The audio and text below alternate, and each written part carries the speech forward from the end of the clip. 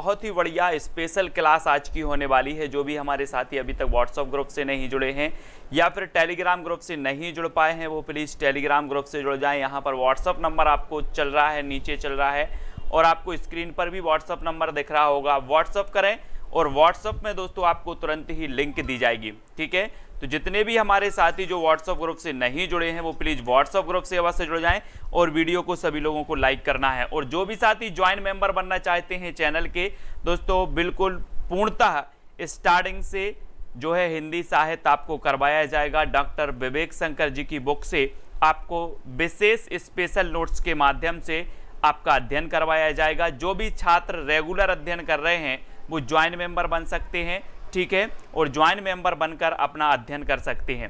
ठीक है, तो स्टार्ट करेंगे आज का ये वीडियो। दोस्तों हमारे साथी जितने भी नेट एग्जाम की तैयारी कर रहे हैं, टेट एग्जाम की तैयारी कर रहे हैं, पीजीटी एग्जाम की तैयारी कर रहे हैं दोस्तों, बहुत ही ये ज्वाइन मेंबर का ही आज मैं टेस्ट लेकर के आया हूं। दोस्तों ये ज्वाइन मेंबर का टेस्ट है। इससे पहले मैंने ज्वाइन मेंबर वाले सभी साथियों का इसका विस्तृत पढ़ाया था, है ना, और उसके बाद ये इस प्रकार से टेस्ट होता है। ठीक है, तो ये ज्वाइन मेंबर के लिए टेस्ट है।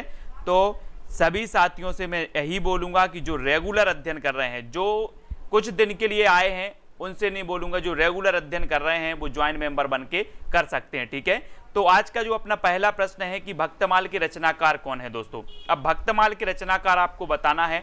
बहुत ही सुंदर निचोड़ नोट्स के माध्यम से बिल्कुल शुरुआत से हम करेंगे। दोस्तों जब हम हिंदी साहित्य पढ़ते हैं तो हिंदी साहित्य में एक चीज तो सबसे पहले आती है कि हम देख लेते हैं कि सर हिंदी साहित्य के ऐतिहासिक ग्रंथ हम पढ़ लेते हैं, लेकिन जो ऐतिहासिक जो ग्रंथ लिखे गए हैं इन ग्रंथ को लिखने में कौन से अन्य ग्रंथों की जो मदद ली गई है उन ग्रंथों को भी आपको पढ़ना होगा, उन ग्रंथों को भी पूछा जाता है। अब इन ग्रंथों को दोस्तों हम क्रमबद्ध भी पढ़ेंगे, ट्रिक से भी पढ़ेंगे, बहुत सारी ऐसी चीजें होंगी जो आपको याद करवाएंगी, आपके अध्ययन को बहुत अच्छा बनाएंगी। ठीक है, तो आपने बताया है कि सर जो भक्तमाल है ये भक्तमाल के जो रचनाकार हैं वो नाभादास हैं और सभी को पता है दोस्तों भक्तमाल रचना कई बार पूछी गई और नाभादास इसके रचनाकार माने जाते हैं। ठीक है, बिल्कुल सही है, नाभादास। ठीक है, हम कैसे याद रखेंगे? भक्त का माल, भक्तों का माल कहां रखा है? नभ में रखा है। भक्तों का माल नभ में रखा है। इस प्रकार से नाभादास की एक कृति सभी लोगों को याद है लगभग। ठीक है, चलिए तो अब भक्तमाल का रचना काल क्या है। दोस्तों यहां पर हम रचना काल भी पढ़ेंगे, ट्रिक से भी आपको बताएंगे, सारी चीजें यहां पर होने वाली हैं। ठीक है, तो भक्तमाल का हमें रचना काल अब बताना है। 1585 है, 1596, 1658 है या फिर 1542 है, यानी कि 4 विकल्प हैं। भक्तमाल का अभी हमने देखा कि भक्तमाल की रचना किसने की है। भक्तमाल की जो रचना की है वो की है नाभादास ने। आपने बिल्कुल सही पढ़ लिया है। ठीक है दोस्तों, भक्तमाल का रचना काल क्या माना गया? अगर इस प्रकार से प्रश्न पूछा जाता है कि भक्तमाल का रचना काल क्या है तो रोमा कुशवाहा जी जो कि ज्वाइन मेंबर हैं और इन्होंने पढ़ा हुआ है, नोट्स भी इन्होंने बनाए हैं, बहुत बढ़िया आंसर आपका आया है कि सर 1585 इसका रचना काल माना जाता है। लेकिन दोस्तों इसमें बहुत सारे डाउट बहुत सारे लोगों को हैं, उसके बारे में भी हम अध्ययन करने वाले हैं। फिलहाल आपको उत्तर लगाना है 1585। ठीक है, 1585 आपने लगा लिया होगा। ठीक है, अब इसके बाद हम क्या पढ़ेंगे? अब यहां पर आपको देखना है बहुत ही बढ़िया तरीके से। यहां पर देखा आपने कि सर भक्तमाल के जो रचनाकार हैं वो कौन है? नाभादास हैं। ये आपने बिल्कुल सही बताया, नाभादास जी भक्तमाल के रचनाकार माने जाते हैं। ठीक है, अब भक्तमाल की रचना मानी जाती है तो 1585 ईस्वी। अगर इस प्रकार से क्वेश्चन आता है कि भक्तमाल की जो रचना है ये कब हुई तो आप बेशक 1585 ईस्वी लगा देना। अगर आपसे पूछा जाता है कि डॉक्टर नगेंद्र ने भक्तमाल की रचना जो मानी है वो कब मानी है तो इन्होंने 1596 ईस्वी मानी है। किसने मानी है? डॉक्टर नगेंद्र साहब ने मानी है। ठीक है, अगर पूछा जाए कि डॉक्टर रामकुमार वर्मा इसका रचना काल क्या मानते हैं तो इसका रचना काल मानते हैं, क्या मानते हैं? इसका रचना काल संवत 1642 मानते हैं। ठीक है, इसको याद करना। फिर साहित्य कोश भाग 2 में इसका रचना काल जो माना गया है 1592 माना गया है। कितना माना गया है? 1592 माना गया है। इसको सभी लोग याद रखेंगे। ठीक है, तो ये नोट्स जो हैं ये ज्वाइन मेंबर के नोट्स हैं। इससे पहले ज्वाइन मेंबर को मैंने ये टॉपिक पढ़ाया था। पुस्तक से पढ़ाया था, और पुस्तक के बाद उनका जो टेस्ट होगा वो नोट्स के आधार पर होगा, उनसे पूछा जाएगा, और निचोड़ नोट्स आपको ज्वाइंट मेंबर व्हाट्सएप ग्रुप में इसकी पीडीएफ आदि नोट्स भी मिलते जाएंगे। ठीक है, तो भक्तमाल के रचनाकार हमने पढ़ दिया नाभा दास हैं। भक्तमाल की रचना 1585 में हुई। डॉक्टर नगेंद्र भक्तमाल की रचना 1596 मानते हैं। ठीक है, रामकुमार वर्मा इसका रचनाकाल संवत 1642 मानते हैं। साहित्य कोश भाग 2 में इसका रचनाकाल 1592 है। ठीक है, 1592। इतनी चीजें आप लोगों को याद करना है। ठीक है, अब दोस्तों बढ़ते हैं अगले। महावीर सिंह गहलोत, महावीर सिंह गहलोत भक्तमाल का रचनाकाल मानते हैं 1658। ये भी आपको याद रख लेना है। महावीर सिंह गहलोत क्या मानते हैं? 1658 मानते हैं। ठीक है, भक्त काल में 200 भक्तों, भक्तमाल जो रचना है इसमें 200 भक्तों के चमत्कारपूर्ण चरित्र 356 में रचित हैं। अब यहां से आपका क्वेश्चन बनेगा कि भक्तमाल में कितने भक्तों का चरित्र जो है रचित है, तो आप बता देना 200 भक्तों का चरित्र रचित है, कितने छप्पे में रचित है, तो आप बता देना कि सर ये 316 छप्पे में रचित है। ठीक है, इतनी चीजें आपको याद रखनी है। भक्तों कवियों के विषय में जानकारी देने वाली हिंदी की यह प्रथम पुस्तक मानी जाती है। भक्त कवियों के विषय में जानकारी देने वाली प्रथम पुस्तक कौन सी है, तो आप बता देना भक्तमाल। ठीक है, नाभा दास ने तुलसी के प्रति श्रद्धा भाव व्यक्त करते हुए उन्होंने अपने ग्रंथ का सुमेरु कहा है। किसके प्रति? तुलसी के प्रति श्रद्धा भाव व्यक्त करते हुए उन्होंने अपने ग्रंथ का सुमेरु किसे कहा है, तो तुलसी को कहा है। ये चीज भी आपको याद रखनी है। तो ये बहुत ही महत्वपूर्ण चीजें हैं दोस्तों, काय के बारे में, भक्तमाल के बारे में। अब कोई भी एग्जाम हो, चाहे नेट एग्जाम हो, चाहे टेट एग्जाम हो, पीजीटी एग्जाम हो, कोई भी एग्जाम हो, भक्तमाल में इसके बाहर कोई प्रश्न नहीं आएगा, इसके बाहर कोई प्रश्न नहीं आएगा। इसलिए आप भक्तमाल का इतना ध्यान आपको याद रखना है। ठीक है, इतनी चीजें आपको याद हो गई। फिर आपसे पूछा जाता है कि 84 वैष्णव की वार्ता के रचनाकार कौन हैं? 84 वैष्णव की वार्ता के रचनाकार हमें बताना है। दोस्तों ये वे ऐतिहासिक स्रोत माने जाते हैं जिनके आधार पर हिंदी साहित्य का इतिहास लिखा, चाहे वो रामचंद्र शुक्ल जी ने लिखा, चाहे आपके मिश्र बंधुओं ने लिखा, चाहे हजारी प्रसाद द्विवेदी, रामकुमार वर्मा, जितने भी जे साहित्यकार हैं, इन्होंने इन्हीं रचनाओं को आधार बनाकर ऐतिहासिक ग्रंथ लिखे हैं, हिंदी साहित्य का इतिहास लिखा है। तो इनको बहुत अच्छे से पढ़ना है, पूरा वीडियो जरूर देखना है। ये इस वाले में पूरा क्रमबद्ध भी आपको बताया है, मतलब हिंदी साहित्य के स्रोत से कहीं भी पूछा जाएगा तो इस वीडियो के बाहर कोई क्वेश्चन नहीं पूछा जाएगा, ये भी आपको याद रखना है। अंजना सिंह जी 84 वैष्णव की वार्ता के जो रचनाकार माने जाते हैं वो कौन माने जाते हैं? तब आपने बिल्कुल सही बताया कि सर गोकुलनाथ माने जाते हैं।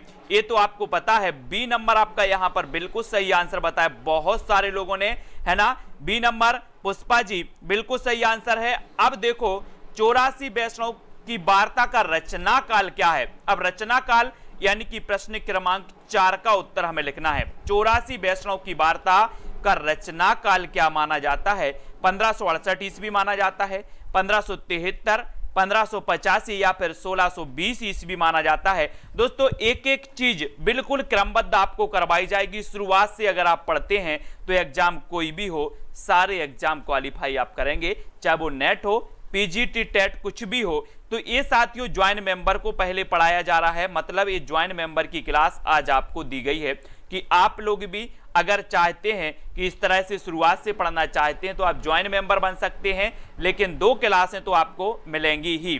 ठीक है, तो 84 वैष्णव की वार्ता का रचना काल हमें बताना है और आपने बिल्कुल सही आंसर चयन किया है कि सर भक्तमाल का रचना काल तो 1585 आपने बताया था, लेकिन अगर बात करें 84 वैष्णव की वार्ता तो ये रचना हुई थी 1568 ईस्वी में, है ना। प्रभा सिंह जी 1 नंबर, आ नंबर आपका बिल्कुल सही हो जाएगा, ए नंबर आपका सही हो जाएगा जो आपने बिल्कुल सही बताया। ठीक है, फिर इसके बाद बात करते हैं दोस्तों बहुत ही अध्ययन, चाहे वो 84 वैष्णव की वार्ता हो, चाहे 252 वैष्णव की वार्ता हो।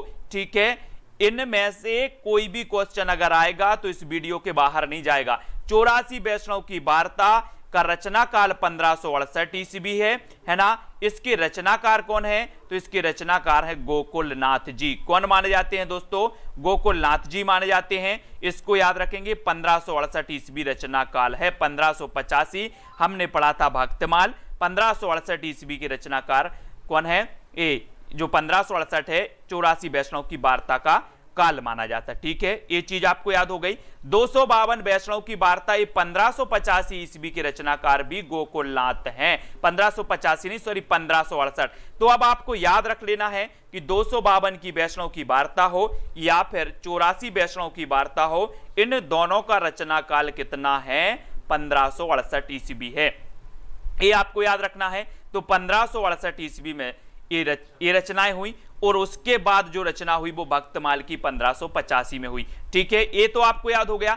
84 वैष्णव की वार्ता में वल्लभाचार्य के 84 शिष्यों का वर्णन किया गया। किसके? वल्लभाचार्य के। ठीक है, 84 वैष्णव की वार्ता में और 252 वैष्णव की वार्ता में विट्ठलनाथ के 252 शिष्यों की कथाओं का संकलन किया गया है। अब आपसे पूछा जाएगा निम्न में से बताइए 84 वैष्णव की वार्ता में किसके शिष्यों का वर्णन किया गया है, किसके शिष्यों का चरित्र चित्रण किया गया है? तो आप बता देना कि सर वल्लभाचार्य के 84 शिष्यों का वर्णन 84 वैष्णव की वार्ता में किया गया, लेकिन 252 वैष्णव की वार्ता में विट्ठलनाथ के 252 शिष्यों की कथाओं का संकलन इसमें किया गया है। ठीक है, यह भी आपको याद रख लेना है। विभिन्न कवियों के बारे में ब्रज भाषा गद्य में पहली बार सूचना प्राप्त होती है तो कहां पर, किससे होती है दोस्तों? वो होती है, कैसे होती है? ये 84 वैष्णव की वार्ता और 252 वैष्णव की वार्ता से। ठीक है, तो इतनी चीज आपको क्लियर हो गई। सबसे पहले हमने देख लिया कि सर भक्तमाल की अगर बात करें तो भक्तमाल के रचनाकार नाभादास जी हैं। भक्तमाल का जो रचना काल है 1585 है। 84 वैष्णव की वार्ता का रचना काल 1568 है। 252 वैष्णव की वार्ता का रचना काल 1568 है। ठीक है, इसके जो रचनाकार हैं वो गोकुलनाथ हैं। 84 वैष्णव की वार्ता में 84 जो है शिष्यों, वल्लभाचार्य के 84 शिष्यों का वर्णन किया गया और 252 वैष्णव की वार्ता में विट्ठलनाथ के 252 शिष्यों की कथाओं का संकलन किया गया। ये आप सभी को क्लियर है। आगे देखते हैं कविमाला के रचनाकार कौन हैं। कविमाला यानी कि प्रश्न क्रमांक 5 का उत्तर आपको बताना है तुलसी, गोकुलनाथ, नाभादास या फिर कालिदास त्रिवेदी। दोस्तों आपको क्वेश्चन भी करवाए जाएंगे, साथ ही आपको पूरा विस्तृत डिटेल में आपको बताया जाएगा। ठीक है, तो आप लोग सभी तैयार रहे दोस्तों ज्वाइन मेंबर बनने के लिए। आप ज्वाइन मेंबर जरूर बने। ठीक है, और आप ऐसे ही पढ़ाई करना चाहते तो ऐसे भी मैं पढ़ाने को तैयार है। सभी के लिए मैं पढ़ाई भी करवाऊंगा, है ना। और दोस्तों कविमाला के जो रचनाकार हैं वो कविमाला के आपको बताना है तुलसी हैं, गोकुलनाथ हैं, नाभादास हैं या फिर कालिदास त्रिवेदी हैं। यानी कि प्रश्न क्रमांक 5 का उत्तर आपको बताना है और आपका बिल्कुल सही आंसर हो जाएगा। बोले सर गोकुलनाथ तो 252 वैष्णव की वार्ता के हैं, नाभादास भक्तमाल के हैं, तो ये 2 क्वेश्चन तो आपके पहले ही कट जाते हैं। ठीक है, अब बचे तुलसी और कालिदास त्रिवेदी। तब आपका उत्तर होगा कविमाला के जो रचनाकार हैं वो तुलसी हैं। अब यहां पर कंफ्यूज नहीं होना, बहुत सारे लोग तुलसी को तुलसीदास समझ बैठते हैं। ये तुलसीदास नहीं है, ये तुलसी कवि हैं दोस्तों। इनकी रचना का नाम है कविमाला। कविमाला ये तुलसी कवि की है, इसको हम याद रखेंगे। ठीक है, ये तुलसीदास नहीं है, इतना आपको याद रखना है। ठीक है, फिर आपसे पूछा जाएगा, ठीक है, आपसे पूछा जाएगा कि कविमाला के रचयिता तुलसीदास नहीं है, है ना। ये तुलसीदास नहीं है। कविमाला का रचना काल 1655 है। कविमाला का रचना काल क्या है? 1655। दिव्या भारद्वाज जी 1655 है कविमाला का रचना काल। इसमें 75 कवियों की रचनाएं संकलित हुई हैं। यह ग्रंथ क्या है? अप्राप्य है। अब आपसे पूछा जाएगा दोस्तों कि कविमाला का रचना काल क्या है? बोलोगे सर 1655। भक्तमाल का रचना काल क्या है? 1555। 84 वैष्णव की वार्ता का रचना काल क्या है? 1568। 252 वैष्णव की वार्ता का रचना काल क्या है? 1568, है ना। कविमाला के रचयिता कौन है? तुलसी है ना। कविमाला का रचना काल क्या है, तो 1655 है। तो दोस्तों इतनी चीजें आपको याद रखनी है, ठीक है। फिर बात करते हैं कालिदास हजारा के रचनाकार कौन है, यानी कि प्रश्न क्रमांक 6 है और 6 का उत्तर आपको बताना है। तुलसी हैं, गोकुलनाथ हैं, नाभादास हैं या फिर कालिदास त्रिवेदी हैं। दोस्तों ये अपनी सीरीज चलेगी ज्वाइन मेंबर की, ये ज्वाइन मेंबर के नोट्स थे जो आपको यहाँ प्रेषित आज किए गए हैं, ठीक है। ये पहले क्या करते हैं, अपन बुक से पढ़ते हैं, ज्वाइन मेंबर में बुक से पढ़ते हैं, फिर उसके बाद टेस्ट होता है। टेस्ट यानी कि हमने जो पढ़ा है उसका मैं व्यवस्थित नोट्स बनाता हूं, बिल्कुल छांट कर आपको क्रमबद्ध तरीके से नोट्स बनाता हूं, फिर उसके आधार पर टेस्ट होता है, ठीक है। इस प्रकार से वो क्लासें स्टार्ट हैं, जहां पर रोमा कुशवाहा जी भी बहुत बढ़िया नोट्स बनाती हैं। और कालिदास हजारा के रचनाकार तुलसी तो नहीं है, हमने पढ़ा था, गोकुलनाथ नहीं है, नाभादास नहीं है, तो उत्तर क्या हो जाएगा, उत्तर आपको हो जाएगा कालिदास त्रिवेदी। कौन है, कालिदास त्रिवेदी, यानी कि आपका डी नंबर बिल्कुल सही है। डी नंबर कालिदास त्रिवेदी आपका बिल्कुल सही हो जाएगा, ठीक है। कालिदास हजारा के रचनाकार कालिदास त्रिवेदी हैं, ठीक है। डी नंबर बहुत सारे लोगों ने बिल्कुल सही आंसर बताया। अब यहां पर अपन देखते हैं दोस्तों कालिदास हजारा के रचनाकार कौन है, कालिदास त्रिवेदी। एक आसान सा क्वेश्चन आपसे पूछा जाएगा कि कालिदास हजारा के रचनाकार कौन है, तो काली से कालिदास और काली से कालिदास त्रिवेदी है ना, कालिदास हजारा कालिदास त्रिवेदी जी की रचना हो जाएगी, ठीक है। ये भी आपको याद रखना है। इसका रचनाकाल क्या है, इसका रचनाकाल क्या है दोस्तों, 1718 ईस्वी। 1718 ईस्वी कालिदास हजारा का जो रचनाकाल है वो 1718 ईस्वी है, ये आपको याद रखना है। कालिदास हजारा का 1718 है। बाद में पूरा मैं क्रमबद्ध भी आपको ट्रिक से बता दूंगा, ये रचनाएं क्रमबद्ध आपको ट्रिक से भी याद हो जाएंगी, ठीक है। तो 1718 ईस्वी आपको याद रखना है। फिर कालिदास हजारा में 212 कवियों के लगभग 1000 पद्य संग्रहित हैं, इतना आपने पढ़ लिया। शिवसेन सेंगर की शिवसेन सरोज का यह आधार ग्रंथ भी माना जाता है। अगर आपने अभी तक पढ़ा था कि शिवसेन सेंगर जो है इनकी रचना है शिवसेन सरोज, अगर कभी आपसे क्वेश्चन पूछ लिया जाएगा कि शिवसेन सरोज का आधार ग्रंथ कौन सा है, तो आप बता देना कालिदास त्रिवेदी का कालिदास हजारा, जिसकी रचना 1718 ईस्वी में हुई थी और इसमें 212 कवियों के लगभग 1000 पद्य संग्रहित हैं। ये तो आपको क्लियर है, ठीक है। अब दोस्तों शुक्ल जी ने कहा कि कवियों के काल आदि के निर्णय में यह ग्रंथ बड़ा ही उपयोगी है। किसने कहा, रामचंद्र शुक्ल जी ने कहा है कि कवियों के काल आदि के निर्णय में जो कालिदास हजारा है ये बहुत ही उपयोगी ग्रंथ माना जाता है, ठीक है। ये भी याद रखना है। फिर यहां से आपको कालिदास त्रिवेदी की प्रसिद्धि का एक अन्य आधार बधु विनोद है।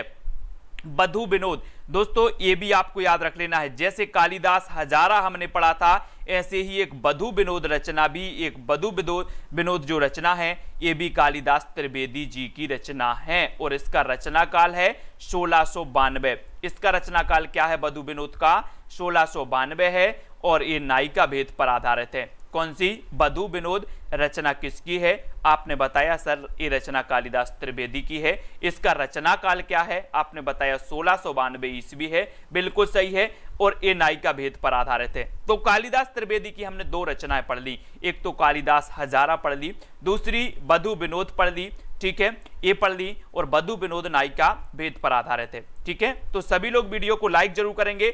अब अगला क्वेश्चन आपको बताना है कि अलंकार रत्नाकर के रचनाकार कौन है। अलंकार रत्नाकर, चार विकल्प आपके सामने हैं। पहला विकल्प है दलपति राय और बंशीधर, दूसरा गोकुलनाथ, तीसरे नाभादास जी हैं, चौथे हैं कालिदास त्रिवेदी, ठीक है।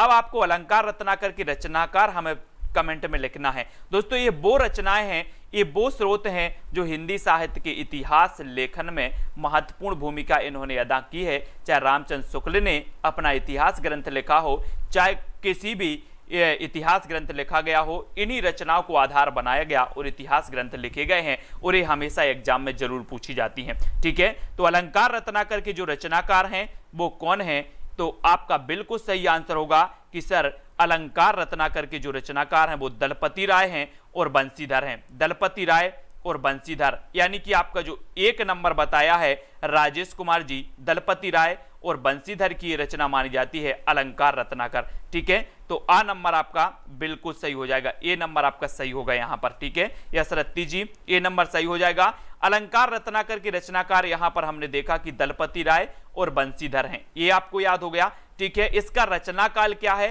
तो 1735 अलंकार रत्नाकर का रचना काल माना जाता है, 1735। ठीक है, बेसापाल जी 1735 इसका रचना काल है। आशु गोंडवाल, कवियों की नामावली की दृष्टि से यह उपयोगी ग्रंथ है, कवियों की नामावली की दृष्टि से ये जो है अलंकार रत्नाकर ये बहुत ही उपयोगी ग्रंथ माना जाता है। ठीक है, इसमें 44 कवियों के नाम हैं। कितने कवियों का उल्लेख इसमें मिलता है, 44 कवियों का उल्लेख मिलता है। और यह महाराजा जसवंत सिंह के भाषा भूषण की टीका के रूप में अलंकारों के स्वरूप निरूपण हेतु रचा गया। एक रचना आपने पढ़ी होगी भाषा भूषण, भाषा भूषण एक रचना है और वो किसकी है, जसवंत सिंह की है, जसवंत सिंह की है। और ये जसवंत सिंह की भाषा भूषण की टीका के रूप में जो है निरूपण ये रचा गया ग्रंथ माना जाता है अलंकार रत्नाकर, जिसके की जो रचयिता हैं दलपति राय और बंसीधर हैं, ये आपको याद रख लेना है। ठीक है, मेरा व्हाट्सएप नंबर नीचे चल रहा है और जिसको नहीं पता है तो वो 9098609291 ये व्हाट्सएप नंबर है साथियों।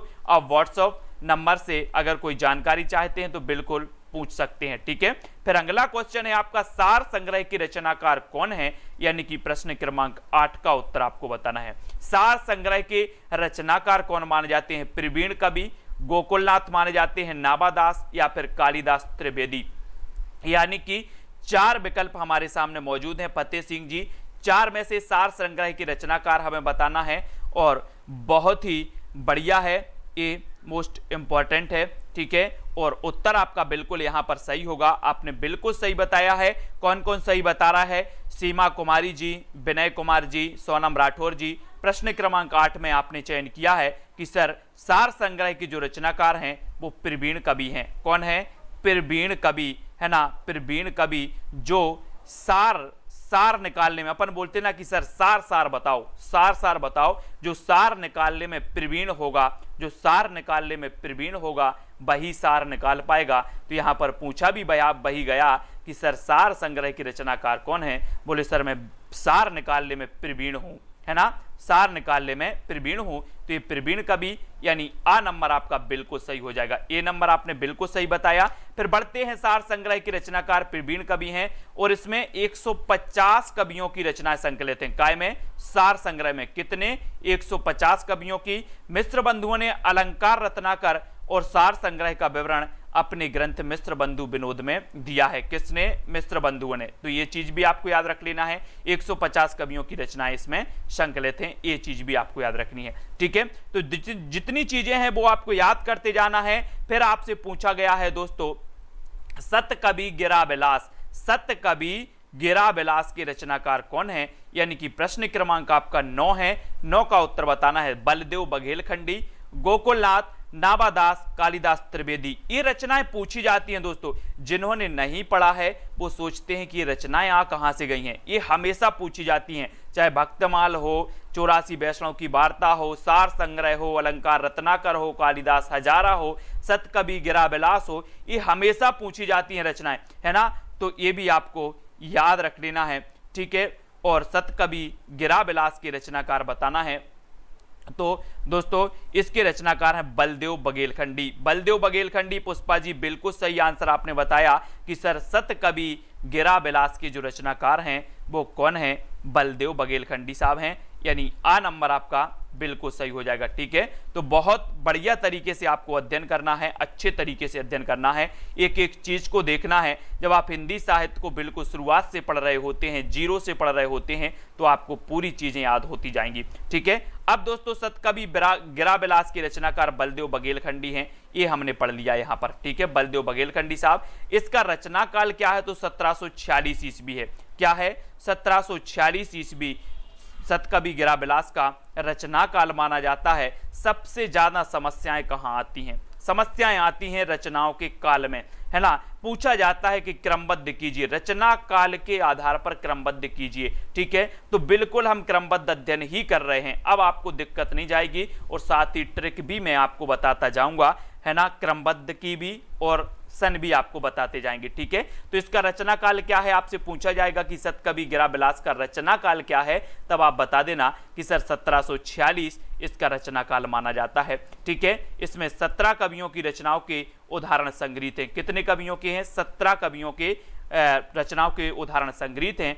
इन कवियों में चिंतामणि, मतीराम, कालिदास त्रिवेदी, केशव, बिहारी आदि कवि आते हैं। सतकवि गिराबिलास, है ना, में इन कवियों की रचनाएं संकलित हैं। ठीक है, तो ये चीज भी आपको याद रखनी है। फिर आपसे पूछा जाएगा दोस्तों विद्वन मोद तरंगिणी, विद्वन मोद तरंगिणी की रचनाकार कौन है। विद्वन मोद तरंगिणी की रचनाकार हमें बताना है सुब्बा सिंह, सुब्बा सिंह उर्फ श्रीधर, गोकुलनाथ, नाबादास या फिर कालिदास त्रिवेदी। ठीक है, बिल्कुल व्याकरण का भी बहुत ही बढ़िया तरीके से अध्ययन में करवाने वाला हूं दोस्तों। 1-2 दिन में व्याकरण की भी क्लास हो जाएगी, बिल्कुल शुरुआत से करेंगे।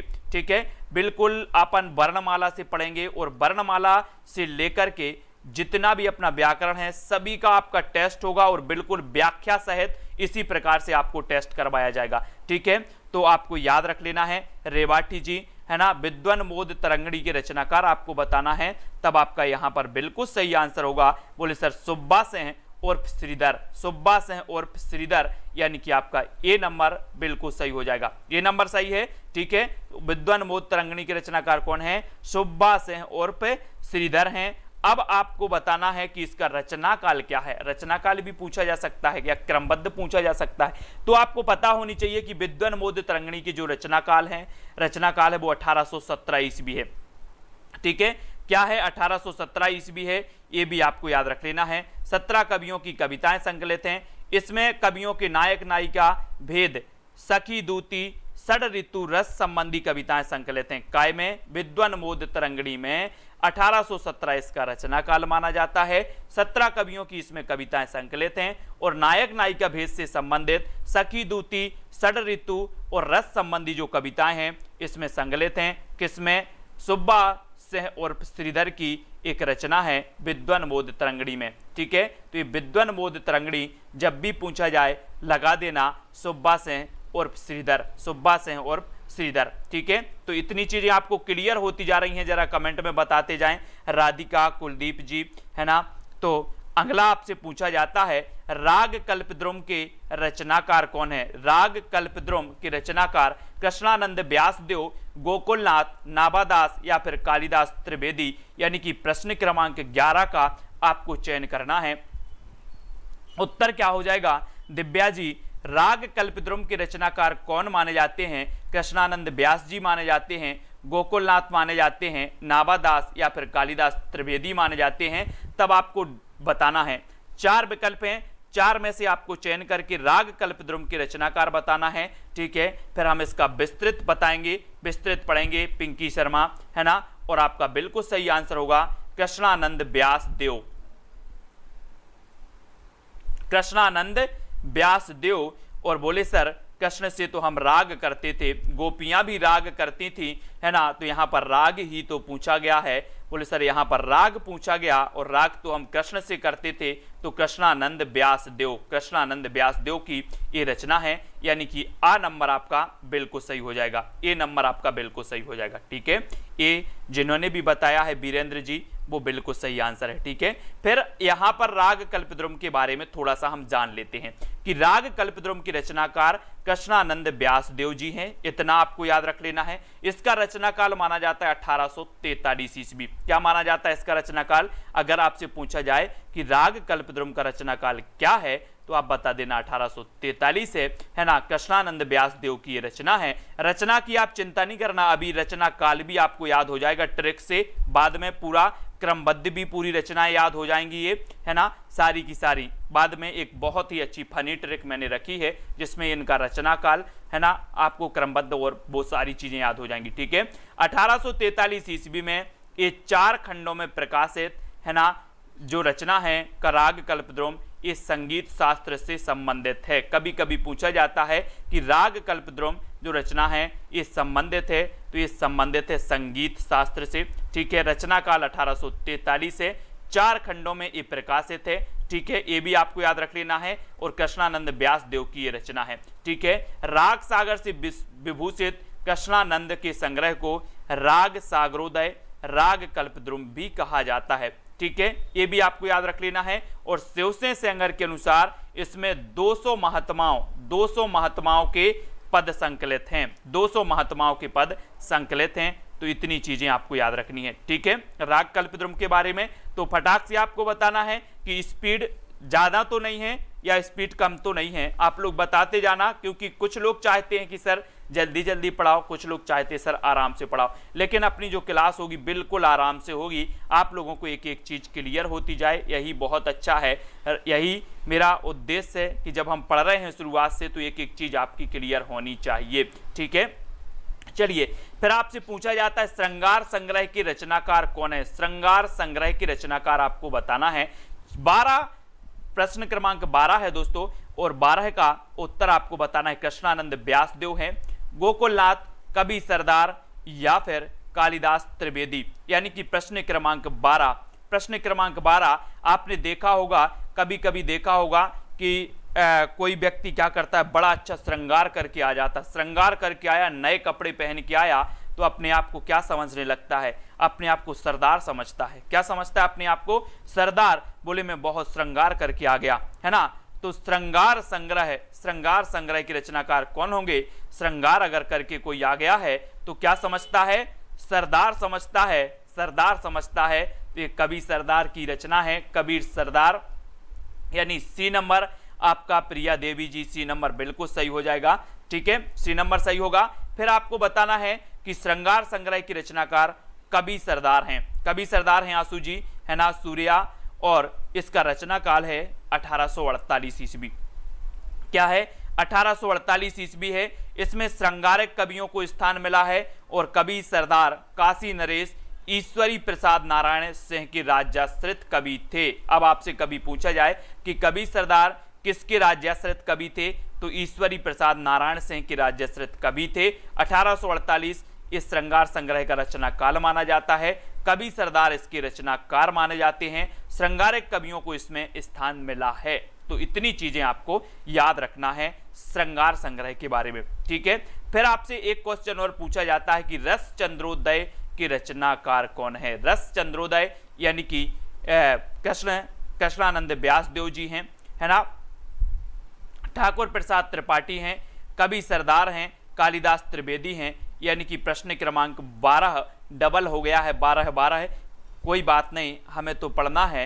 रस चंद्रोदय की रचनाकार आपको बताना है। दोस्तों अगर इस प्रकार से आप क्रमबद्ध अध्ययन करते हैं तो आपको दिक्कत नहीं जाएगी, कोई भी एग्जाम हो, चाहे PGT, TET, NET, H TET, कोई भी एग्जाम हो, एलटी ग्रेड हो, अगर इस प्रकार से आप अध्ययन कर रहे हैं तो एग्जाम नर कुछ भी पूछे आपसे सब बनेगा। और आपसे सब बनेगा तो आप बता देना कि सर ये रस चंद्रोदय जो है ये ठाकुर प्रसाद त्रिपाठी है। क्या है? ठाकुर प्रसाद त्रिपाठी, त्रिपाठी है ना। त्रिपाठी से क्या बनेगा? त्रिपाठी। बोले सर त्रिपाठी हैं, त्रिपाठी यानी 3 पाठ, 3 पाठ हमें चंद्रोदय के पढ़ना है, 3 पाठ, त्रिपाठ हमें चंद्रोदय के पढ़ना है। त्रिपाठ काय के पढ़ना है? चंद्रोदय। तो रस चंद्रोदय के हमें त्रिपाठ पढ़ना है, तो त्रिपाठ से त्रिपाठी और ठाकुर प्रसाद त्रिपाठी इसके रचनाकार होंगे। ठीक है, चंद्रोदय। और इसका रचना काल क्या है? 1863 ईस्वी है ना। रस चंद्रोदय का रचना काल क्या है? 1863 ईस्वी, 1863 ईस्वी। इसको नोट अगर कर रहे हैं आप तो करते जाएं। रस चंद्रोदय की 1863 ईस्वी इसका रचना काल है। ठीक है, फिर आपसे पूछा जाता है दिग्विजय भूषण के रचनाकार कौन है। दिग्विजय भूषण यानी कि प्रश्न क्रमांक आपका 13 है दोस्तों, है ना। एक क्वेश्चन हमेशा पूछे जाते हैं, दिग्विजय भूषण, लाला गोकुल प्रसाद ब्रज, ठाकुर प्रसाद त्रिपाठी, कवि सरदार या फिर कालिदास त्रिवेदी। तो दिग्विजय भूषण, तो इसके रचनाकार कौन है? दिग्विजय। क्या हो जाएगा सही उत्तर? सभी को बताना है। मायाराम जी, प्रदीप जी, अनुपम पाल जी, प्रश्न क्रमांक 13 में आपका बिल्कुल सही आंसर आपने बताया कि सर दिग्विजय भूषण के जो रचनाकार हैं, दिग्विजय भूषण, वो हैं लाला गोकुल प्रसाद ब्रज, लाला गोकुल प्रसाद ब्रज जो रचनाकार हैं, है ना, वो काय के हैं, दिग्विजय भूषण के, यानी कि बिल्कुल सही बताया आप लोगों ने। 1 नंबर आपका बिल्कुल सही हो जाएगा, ए नंबर आपका बिल्कुल सही हो जाएगा, ठीक है, दिग्विजय भूषण। फिर आपसे पूछा जाता है कि दिग्विजय भूषण का रचना काल क्या है, तो ये 1868 है। क्या है? 1868, जो आपको याद रखना है। लाला, है ना, गोकुल प्रसाद ब्रज की जो रचना है दिग्विजय भूषण, इसका रचना काल 1868 माना जाता है। 68, इसको याद रखेंगे, ठीक है। फिर अगला क्वेश्चन अपना आता है सुंदरी तिलक। सुंदरी तिलक के रचनाकार कौन माने जाते हैं? लाला गोकुल प्रसाद ब्रज, ठाकुर प्रसाद त्रिपाठी, भारतेंदु या फिर कालिदास त्रिवेदी। और आपको पता है कि भारत में सुंदर तिलक लगाते हैं, भारत में सुंदर तिलक लगाते हैं। क्या लगाते हैं? बोले सर आज मैं सुंदर तिलक लगा के आया हूँ, सुंदर तिलक लगा के आया हूँ, भगवान के पास गया था। तो भारत में क्या करते हैं? सुंदर तिलक लगाते हैं। तो ये सुंदरी तिलक जो रचना है ये किसकी हो जाएगी? अब आपको ही बताना है, आप ही समझदार हैं। 14 का उत्तर आपको बताना है फटाफट से। सूर्या जी, है ना, और एजुकेशन विजन यानी राधिका जी, सभी लोग बताएंगे सुंदरी तिलक के रचनाकार कौन है। तो आपने बिल्कुल सही बताया, बोले सर भारत में सुंदर तिलक लगाते हैं। तो ये सुंदरी तिलक भारतेंदु जी की रचना हो जाएगी। भारतेंदु यानी सा नंबर आपका बिल्कुल सही हो जाएगा, सी नंबर आपका सही हो जाएगा। और इसका रचना काल है 1869। 1869, है ना, ये भी आपको याद रख लेना है दोस्तों। 1869 में किसका जन्म हुआ था? सभी लोग कमेंट में लिखेंगे। और जन्म हुआ, बोले सर सुंदर तिलक लगाकर जन्म हुआ 1869 में। फटाफट से लिखें, 1869 में किसका जन्म हुआ था? एक महान आत्मा है, सुंदरी तिलक के रचनाकार भारतेंदु जी हैं। ये तो हमने पढ़ लिया, ठीक है। और इसका रचना काल क्या है ये हमने पढ़ा कि 1869 है, ठीक है। हिंदी है हम वतन है, हिंदुस्तान हमारा। बताओ जल्दी से कि 1869 जब इसका रचना काल आता है तो हम देखते हैं कि यहाँ पर इतिहास में कि यहाँ पर एक महात्मा का जन्म होता है जो पूरा इतिहास ही पलट देता है दोस्तों। जल्दी से बताओ। और अगला है कवित्र रत्नाकर के रचनाकार कौन है? अब यहाँ पर आपको कंफ्यूज नहीं होना है, ऑप्शन आपको बताना है, ऑप्शन बताना है। वेरी गुड, राम व्यास जी, गांधी जी का जन्म हुआ और सुंदर तिलक लगा के बोले सर जन्म हुआ था इनका, है ना। और कवित्र रत्नाकर की रचनाकार आपको बताना है लाला गोकुल प्रसाद ब्रज, माता दीन, भारतेंदु, है ना, भारतेंदु, तेंदु, यहाँ देंदु लिख गया, देंदु, तेंदु हैं, है ना, भारतेंदु जी, और कालिदास त्रिवेदी। चलिए, तो आपको बताना है कवित्र रत्नाकर। अब यहाँ पर आपको पता होगा एक रचना आपने पढ़ी होगी कवित्र रत्नाकर, सेनापति की, सेनापति की पढ़ी है ना, सेनापति की रचना पढ़ी है कवित्र रत्नाकर, बिल्कुल बेशक वो भी आपको याद रख लेना है। सेनापति की एक रचना कवित्र रत्नाकर है और एक रचना कवित्र रत्नाकर ये भी किसकी है? बोले सर एक पॉइंट आता है कि हमारी जो माता है, माता, है ना, या फिर भारत माता बोलो, भारत माता, भारत माता हमारी रत्न है और भारत माता की रक्षा करने वाली सेना भी हमारी क्या है? रत्न है। तो माता से बनेगा रत्न, रत्न कौन है? माता, तो माता दीन बनेंगे और रत्न कौन है? सेना, तो सेनापति बनेंगे, है ना। कैसे करेंगे, कैसे अपन ने याद किया? बोले सर यहाँ पर आया रत्नाकर और रत्न हमारी क्या है? माता भी हमारी रत्न है और माता की रक्षा करने वाली जो सेना है ये सेना भी हमारी रत्न है। तो माता से माता दीन कवित्र रत्नाकर की रचनाकार हैं और सेना से सेनापति की रचना भी कवित्र रत्नाकर है। इनको हम याद रखेंगे, बहुत ही बढ़िया है, ठीक है। तो यहाँ पर आपका उत्तर माता दीन यानी बी नंबर आपका बिल्कुल सही हो जाएगा, ठीक है, बी नंबर सही हो जाएगा। और ये जो कवित्र रत्नाकर है जो माता दीन की है दोस्तों, इसका रचनाकाल 1876 ईस्वी माना जाता है, 1876 ईस्वी, ये भी आपको याद रख लेना, 1876 ईस्वी कवित्र रत्नाकर, माता दीन की कवित्र रत्नाकर 1876 ईस्वी मानी जाती है, ठीक है। फिर अगला देखें भाषा काव्य संग्रह की रचनाकार कौन है? भाषा काव्य संग्रह लाला गोकुल प्रसाद ब्रज हैं, माता दीन हैं, महेश दत्त शुक्ल हैं या फिर कालिदास त्रिवेदी हैं। यानी कि प्रश्न क्रमांक 16 का आपको बताना है दोस्तों। ये जो नोट्स आप देख रहे हैं ये ज्वाइन मेंबर को बिल्कुल ज्वाइन व्हाट्सएप ग्रुप में, है ना, ज्वाइन व्हाट्सएप ग्रुप में ज्वाइन मेंबर को मिलेंगे। और ये ज्वाइन मेंबर के नोट्स हैं, मैं आप लोगों को एक बार बताने वाला लेकर के आया हूं कि इस प्रकार के सबसे पहले विस्तृत पढ़ाया जाता है बुक में से, फिर उसका निचोड़ बनाया जाता है नोट्स, फिर उसका टेस्ट होता है नेक्स्ट क्लास में, है ना। तो ये चल रही है ये सीरीज ज्वाइंट मेंबर की इस प्रकार से चलेगी जो मैंने आपको बता दी है। तो जो भी साथी ज्वाइंट मेंबर बनना चाहते हैं और हिंदी साहित्य को बिल्कुल शुरुआत से क्रमबद्ध तरीके से पढ़ना चाहते हैं वो ज्वाइंट मेंबर जरूर बन जाएं, ठीक है। और भाषा काव्य संग्रह के रचनाकार यहाँ पर हमने पढ़ लिया कि सर भाषा काव्य रचनाकार है महेश दत्त शुक्ल। महेश दत्त शुक्ल हैं यानी सी नंबर बिल्कुल सही बताया आशु जी, सी नंबर आपका महेश दत्त शुक्ल बिल्कुल सही हो जाएगा, ठीक है, सी नंबर।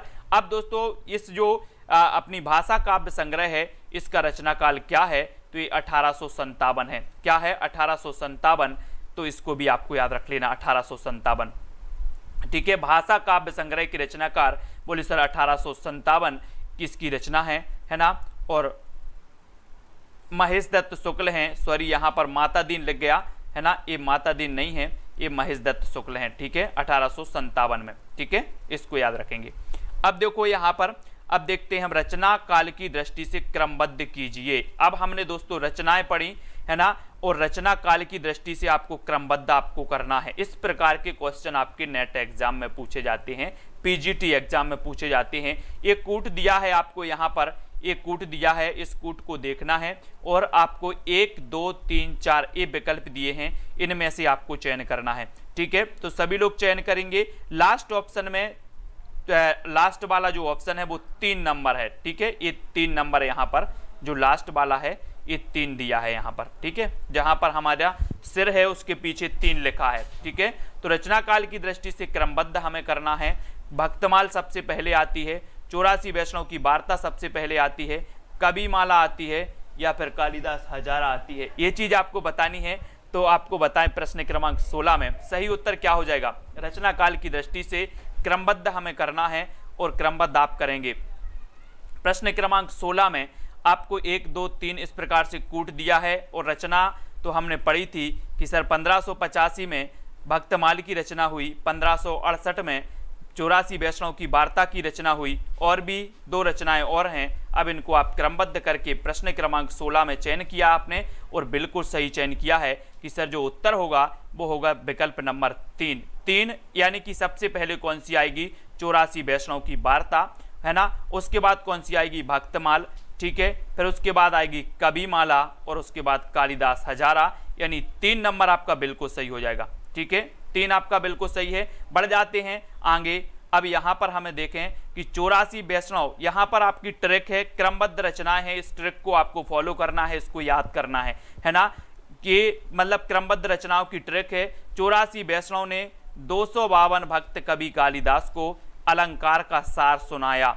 ये क्या है, क्रमबद्ध ट्रैक है, बहुत सारी रचना है, इसलिए 2 ट्रैकें आपको याद करना है। क्या याद करोगे, 84 वैष्णव ने 252 भक्त कवि कालिदास को अलंकार का सार सुनाया। तो सबसे पहले कौन सी आएगी, 84 वैष्णव की वार्ता, फिर कौन सी आएगी, 252 वैष्णव की वार्ता, फिर आएगी आपकी भक्तमाल, फिर आएगी कविमाला, कालिदास हजारा, अलंकार रत्नाकर और सार संग्रह, ठीक है। तो यहां से हमने पढ़ा कि 84 वैष्णव ने 252, 84 वैष्णव से 84 वैष्णव की वार्ता, 252 से 252 वैष्णव की वार्ता, भक्त से भक्तमाल, कालिदास से कालिदास हजारा, ठीक है, अलंकार से दोस्तों आपकी कौन सी है, अलंकार रत्नाकर, सार से सार संग्रह। तो ये ट्रिक आपको याद करनी है और क्रमबद्ध रचनाएं पूरी आपको याद हो जाएंगी, ठीक है। फिर दूसरी आपको ट्रिक जो याद करनी है वो क्या है, सतकवि विद्वानों के राग में श्रृंगार रस का भूषण सुंदर तिलक और रत्नाकर हैं।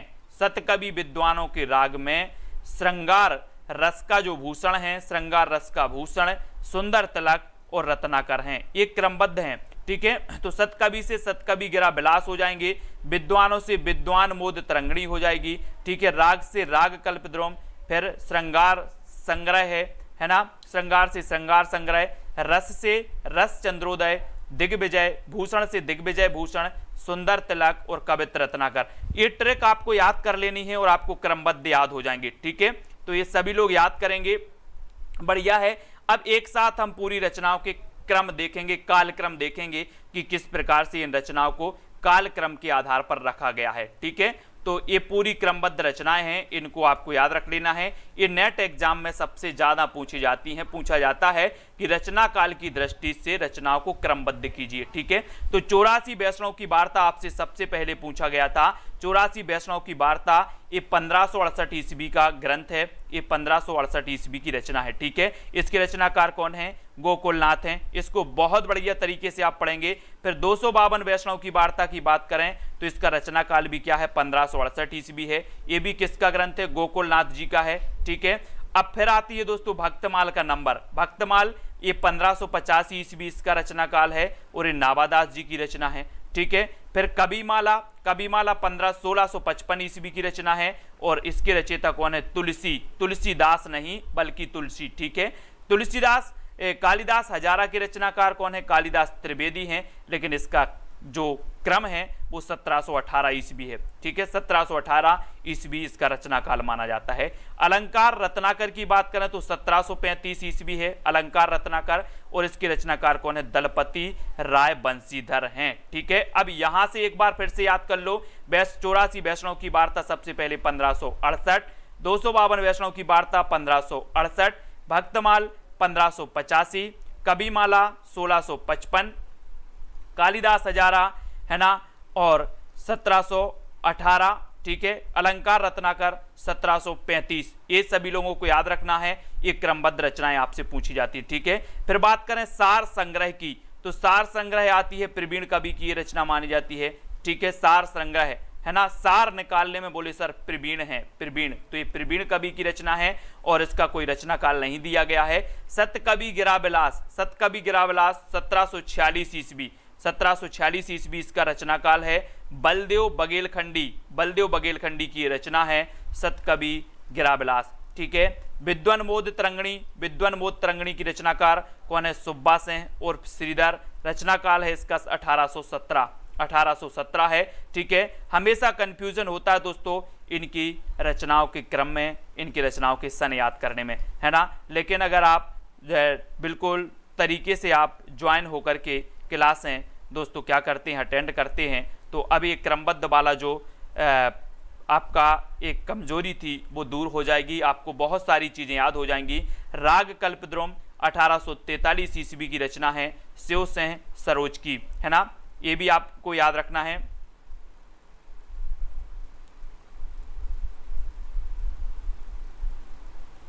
श्रृंगार संग्रह आपको बताना है दोस्तों। यहां पर आपको एक चीज सुधारनी है। क्या सुधारनी है आपको?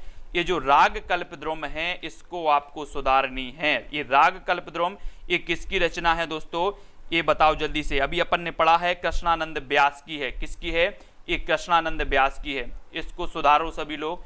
ये शिव सेन सरोज यहाँ लिख गया है, ये कृष्णानंद व्यास की। ठीक है, कृष्णानंद व्यास की है राग कल्पद्रुम। ठीक है, हम कृष्ण से क्या करते हैं? राग करते हैं। इसको सभी लोग सुधार लेंगे।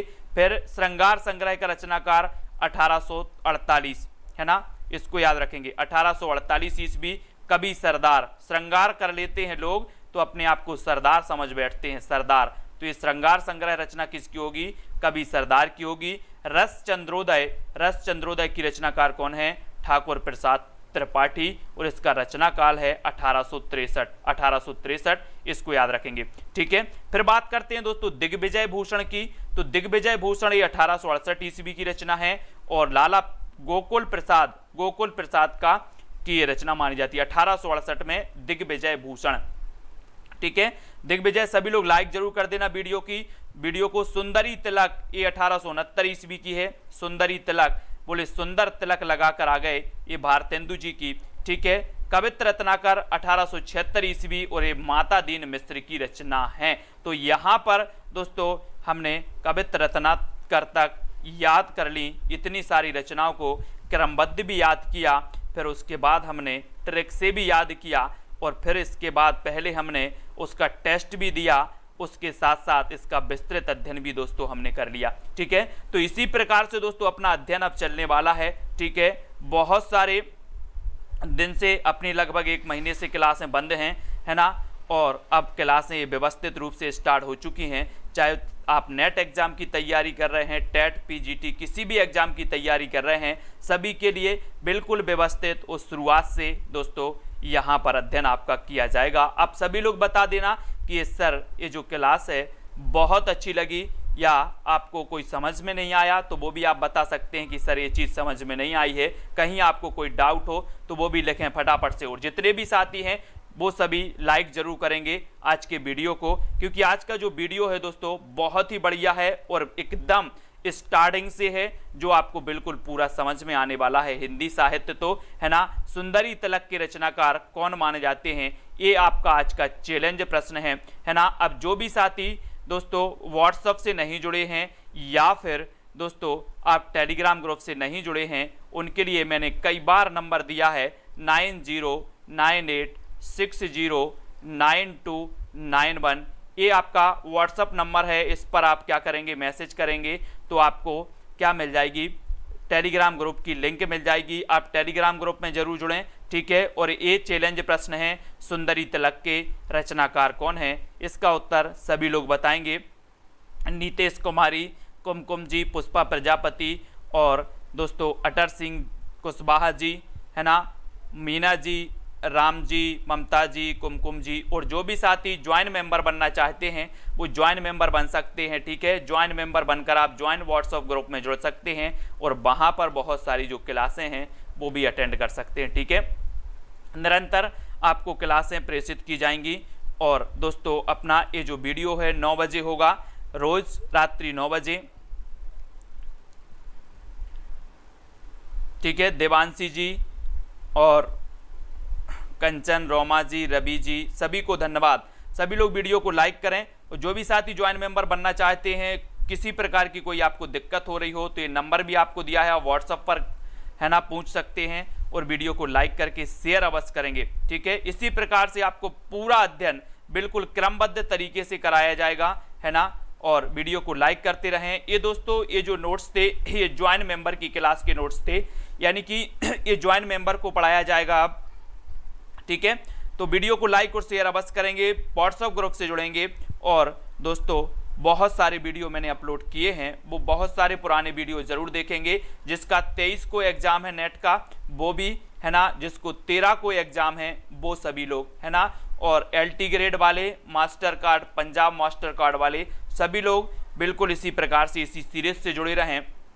अच्छा लगेगा, मज़ा आएगा, बहुत सारी चीज़ें याद भी होंगी, ठीक है। और बहुत सारे वीडियो तो मैंने ट्रिक से आपको दिया है दोस्तों। एक तो पूरा 25 घंटे का वीडियो मैंने आपको दिए है, 25 घंटे का वीडियो, 10 घंटे का वीडियो। ये सारे वीडियो अगर आप एक बार देख लेते हैं तो आपको आधा हिंदी साहित्य तो वैसे ही याद हो जाता है, ठीक है। तो आज का वीडियो आप सभी लोग जितने लोग भी देख रहे हैं लाइक जरूर करें, ठीक है। वीडियो को शेयर भी करें। और आज के लिए बस इतना ही। जय हिंद।